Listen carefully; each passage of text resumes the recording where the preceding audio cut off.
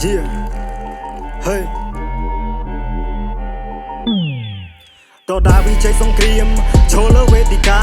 ព្រះក៏បានប្រទានចេញជារាជសារខាងមុខមើលឃើញក្រឡែតធ្លុះដល់ចក្រវាលបាត់មាត់មិនអាចប្រកែកចងចាំសាមយកាតដាវិជ័យសង្គ្រាម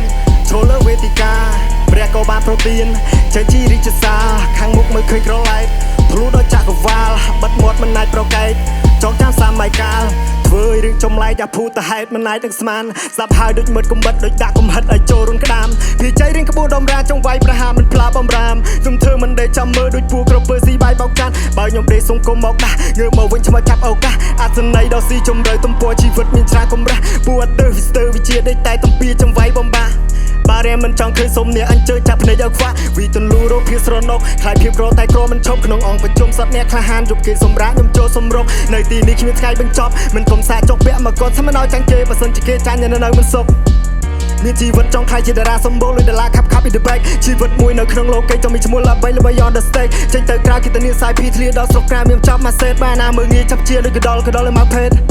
មួយ5ម៉ាំងប្រាវដូចបងធំអាកាវដូចជារឿងហុងកុងដោះស្រាយគុំនុំកាប់ដាវអាមេទាំងអត់មានគ្រាប់អាខ្លះភ័យខ្លួនរត់ពូក្នុងបាវយុទ្ធសាស្ត្រខ្លាំងដូចមេតប